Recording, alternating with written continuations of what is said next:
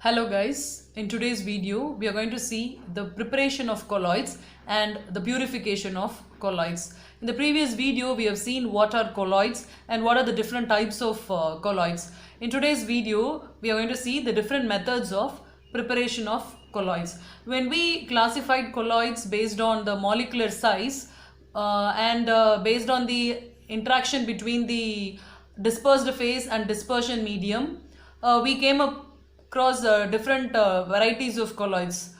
One such colloids are lyophobic colloids and lyophilic colloids. Lyophilic sols, they have a strong attraction between the dispersed phase and the dispersion medium. So these lyophilic sols are readily formed by mixing together the dispersed phase and dispersion medium. For example, colloidal sol of starch is obtained by adding the starch to water taken in a beaker. But lyophobic sols are formed with difficulty because there is a hatred between the dispersed phase and dispersion medium. So we follow different methods to prepare this lyophobic sols. So the methods of preparation of lyophobic sols are by condensation method and by dispersion method. So first we will see how to prepare these lyophobic sols by condensation method. In condensation method, the particles of the dispersed phase are very small in size. So they have to be condensed suitably to be of colloidal size. So what we are going to do, we are going to take particles of small size and aggregate them to colloidal size. So that method that we are going to do here is by chemical reactions. See the first reaction where we prepare sulfur sol.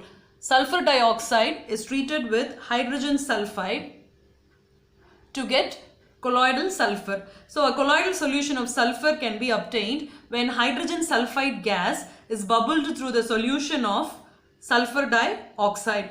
So this method is oxidation because here oxygen is removed from sulfur and oxygen is added to hydrogen. So here both are undergoing oxidation. So you are preparing sulfur sol by what chemical reaction? Oxidation. And see the next reaction, we are preparing a colloidal solution of gold. It is obtained by reducing AuCl3 with formaldehyde and water. So this reaction is reduction reaction and you are getting gold sol, Au sol. Along with that you are getting formic acid and hydrochloric acid. So this reaction, chemical reaction is reduction. And the third reaction where you are preparing a colloidal solution of As2S3, you are passing H2S gas through a dilute solution of arsenious oxide. So this is arsenious oxide and both are undergoing decomposition. So we call this reaction as double decomposition. So by double decomposition, arsenious sulfide sol is prepared. And the last reaction, you are preparing ferric hydroxide sol. A colloidal solution of ferric hydroxide is obtained when a concentrated solution of ferric chloride is added dropwise to hot water, and this reaction is hydrolysis. So we are following 4 different chemical reactions to prepare lyophobic sol, and this method is called as condensation method. So remember, in condensation method the dispersed phase particle size is small and you are bringing that to colloidal size. In that way you are preparing lyophobic sols. So we are following chemical reactions.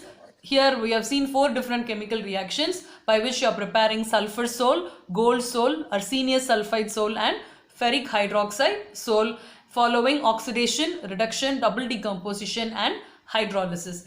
And the next method for preparation of colloids is by dispersion method. Here we are taking small size and you are aggregating them to colloidal size. In dispersion method, bigger particles of a substance are broken into smaller particles of colloidal dimension. So in dispersion method, you are going to disperse bigger size particles into smaller colloidal size particles. We will employ various methods to bring about this conversion, which means from bigger size to colloidal size. The first method is electrical disintegration method, which is also called as Bredick's arc method. This method is commonly used to prepare colloids of platinum, silver, copper or gold.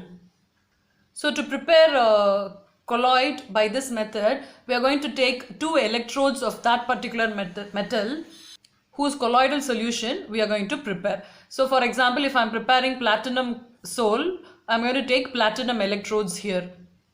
And that electrodes are immersed in dispersion medium. Here the dispersion medium is water. So that electrode is dipped in the dispersion medium. This dispersion medium is kept cool by surrounding it with ice cubes. Now these two electrodes are connected to the battery and an electric arc is struck between the electrodes by passing a high voltage current. So what will happen? Tiny particles break away from the electrodes and get dispersed in the dispersion medium. In fact, the intense heat produced by this electric arc first changes this metal into vapors which get condensed immediately inside this dispersion medium because of this cooling effect, and now they have changed into colloidal solution. So what we are actually doing, you are striking an electric arc between these electrodes, and the intense heat vaporizes the metal which immediately condenses to give colloid. So this is how we prepare colloids of platinum, silver, gold or copper. And the next dispersion method to prepare colloids is peptization method. What is peptization? Peptization is the process of converting a freshly prepared precipitate into colloidal form by the addition of a suitable electrolyte in small amount. So when you take a precipitate, you would have seen in the lab when we do practicals, you get precipitate. If you are converting that precipitate into a colloid by adding a suitable electrolyte, then that process is called as peptization. The electrolyte that you are adding in small amount is called as the peptizing agent. So what happens when an electrolyte is added to the precipitate and why it is changing into a colloid after the addition of an electrolyte? So when you add a little amount of electrolyte to the precipitate, when you say electrolyte, we are talking about electrolytes like NaCl or KCl. In NaCl, what do we have? We have Na plus and Cl minus ions. So what this precipitate will do, particular ions of the electrolyte are preferentially adsorbed on the surface of the precipitate to form charged species. These charged species repel one another, and as a result what happens? The precipitate disintegrates into colloidal size particles. You will be learning about this preferential adsorption of ions on the surface of the colloids when you learn about the properties of colloids. So here we are converting a freshly prepared precipitate into a colloid by adding a suitable electrolyte. The reason why a freshly prepared precipitate is preferred, because the particles in the precipitate are not so firmly attached to each other and they can be easily disintegrated into colloids. And you have to note one thing here, the electrolyte should not be added in excess, because in that case it will lead to the neutralization of the charge on the colloidal particles and they can no more be a colloid. So the electrolyte should be added in a small amount so that you can convert the precipitate into a colloid. Here I have given an example of freshly prepared ferric hydroxide precipitate. So to this precipitate we are adding ferric chloride, which is the electrolyte. So from that ferric chloride we have Fe3 plus and Cl minus. From that ferric chloride, this precipitate preferentially adsorbs Fe3 plus ions and that results in colloid. So we prepared colloids by two methods, condensation method and dispersion method. In condensation method we followed chemical reactions. Here in dispersion method we followed two methods of preparation of colloids, electrical disintegration, which is also called as Bredick's arc method, and the next one is peptization method. So these colloidal solutions obtained by these methods are generally associated with some impurities and electrolytes. A small amount of electrolyte is essential for the stability of the colloidal solution, but an excess of electrolyte may slowly cause precipitation of the colloidal solution. So these impurities should be removed from the colloid. So the purpose of purification of the colloid is to remove the excess of electrolyte from the colloidal solution or the colloidal sol. So we are going to see the different methods of purification of colloidal solutions. When we say purification, we are going to remove the excess electrolyte from the sol. I keep saying sol. What is sol? When we studied about the different types of colloids, based on the physical state of the dispersed phase and dispersion medium, we saw sols. If the dispersed phase is solid and the dispersion medium is liquid, we call them as sols. So solid, dispersed and liquid is sol. So far we have seen the preparation of sols, and now we are going to see the purification of those sols. So the different methods that you are going to employ to purify the sol is dialysis, electrodialysis and ultrafiltration. So now let's see these methods one by one. So the first method is dialysis. The principle of dialysis is based on the fact that colloidal particles cannot pass through parchment membrane or animal membrane, while the ions of the electrolyte can pass through the membrane. We have seen when we started this colloids that colloidal solution cannot pass through parchment paper or animal membrane. So that is the principle behind this dialysis. You would have heard about dialysis done for kidney patients. We are going to use the same method here.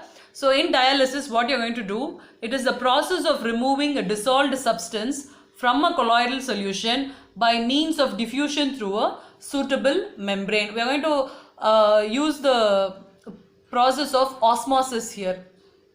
We are going to take the colloidal solution in a bag of parchment or cellophane or animal membrane, which is suspended in fresh water. So consider this as the animal membrane or parchment membrane, and you have taken the colloidal solution inside this membrane, and this contains the impurities like electrolytes, and this is dipped in water. You know, if this contains ions and it is separated from the water by a diffusible membrane or semi-permeable membrane, the ions from here will diffuse through this. So the impurities slowly diffuse out of the bag, leaving behind pure colloidal solution. This water outside is continuously supplied so that there is effective separation of ions from the colloids. So this method is dialysis. The next method is electrodialysis. This is nothing but a modified form of dialysis. The ordinary dialysis process is a very slow process.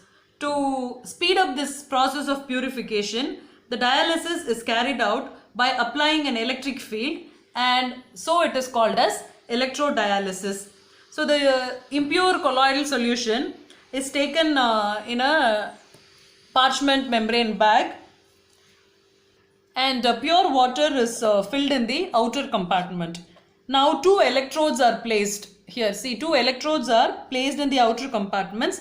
When an electric field is applied across the electrodes, the ions of the electrolyte present in the colloid will diffuse towards the oppositely charged electrodes. For example, if you have Na plus and Cl minus as impurity inside, Na plus will go to the cathode, Cl minus will go to the anode, and this will happen at a faster rate because you are applying electric field.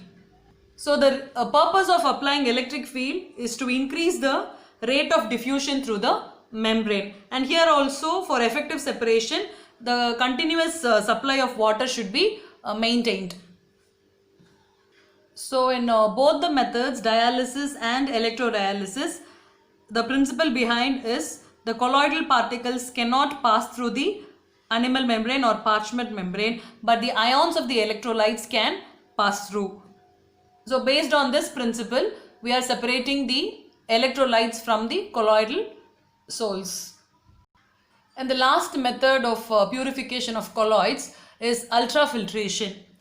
In dialysis, we used animal membrane, and we said that colloidal sols cannot pass through the animal membrane, but electrolytes can pass through that. Here in the case of filter paper, colloidal particles can pass through ordinary filter papers because the pore size is larger than the colloidal particles. So the colloidal particle will pass through the ordinary filter paper. So what you are going to do, you are going to take an ordinary filter paper and reduce the size of the pores by soaking the filter paper in a solution of gelatin, and then soaking the same filter paper in formaldehyde in order to make the pores small, and we call that mixture as colloidion. So you can reduce the size of the pores of ordinary filter paper by using colloidion. So now what will happen? As the pore size of the filter paper is reduced, colloidal particles cannot pass through that, and such a filter paper whose pore size is reduced is called as ultrafilter. Now ultrafilters permit the particles of the electrolyte and other impurities to pass through them but retain the pure colloidal particles. So the colloidal particles will remain on the ultrafilter, whereas the impurities will pass through that, and later you can take that purified colloids and stir it in a suitable dispersion medium to get back the colloid. So we have purified colloids using these three methods. When we say purification of colloids, we are removing the electrolytes, excess electrolytes from the colloids. While doing dialysis and ultradialysis also, we removed the excess electrolytes. But when we do repeated dialysis or electrodialysis, that will lead to complete removal of all the electrolytes. Then that will lead to the precipitation of the colloid. So we should not do repeated dialysis because a small amount of electrolyte is sometimes essential for the stability of the colloidal solution. So in this video we have seen the different methods of preparation of colloids and also how to purify those colloids. Thank you.